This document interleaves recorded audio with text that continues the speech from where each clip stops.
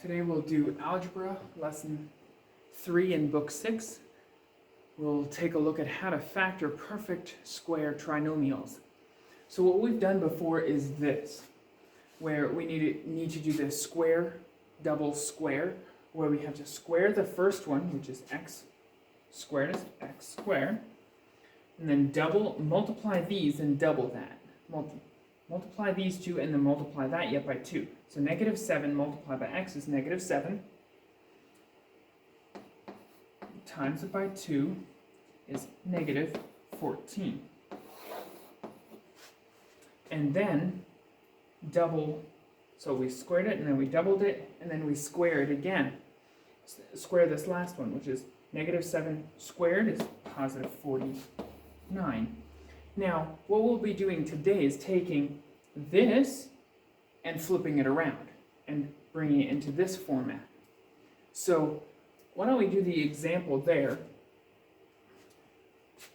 So, every one of these has to have this.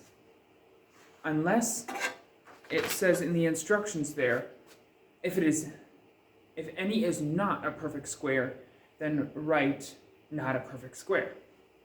So, there will be 2 of those in this new part, and you'll be able to find them. Now, find the square root of this, use the center symbol, the one for the middle, the second term, and then get the square root of this again. So, square root of this, and use this symbol in the center. It's going to be a minus. Square root of x squared is x, and square root of 81 is 9. Now to figure out, is this correct?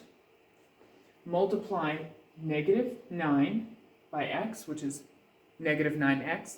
Multiply that by 2, which is negative 18x. If negative 18x if that is the same thing as this, then it is a perfect square.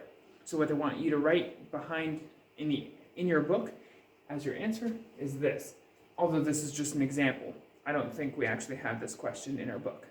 So let me erase this and then I will go over and do number 1, 2, and 3 with you, and then you can try the rest on your own.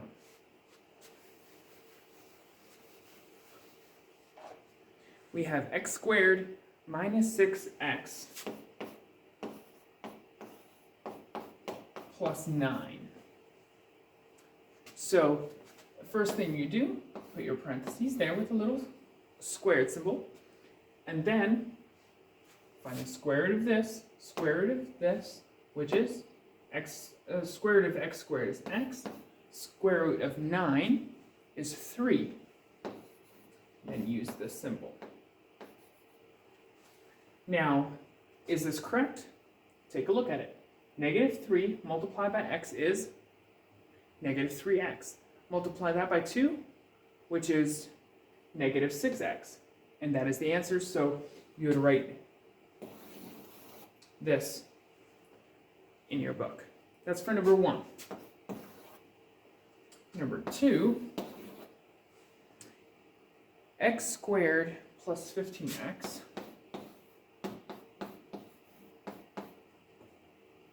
plus 49. So you do this, square root of this, symbol drops. Square root of x squared is x, square root of 49 is 7.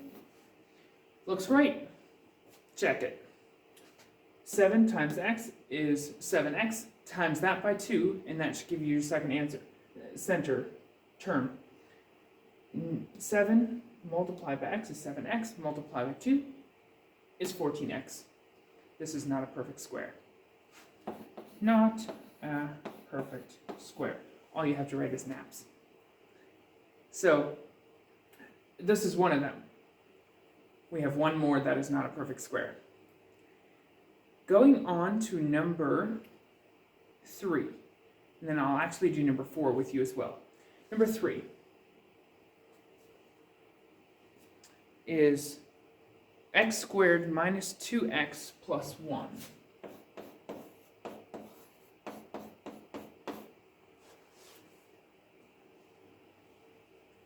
Put your parentheses with your squared, center symbol in the center, and then the square root of x squared is obviously again x, and then the square root of 1 is 1.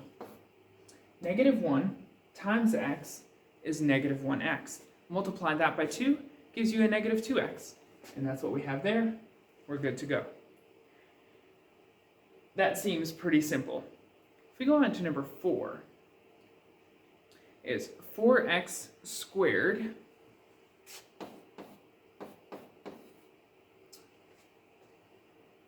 minus 4x plus 1. Again, parentheses and your squared symbol. Now, same thing. This guy drops down. Square root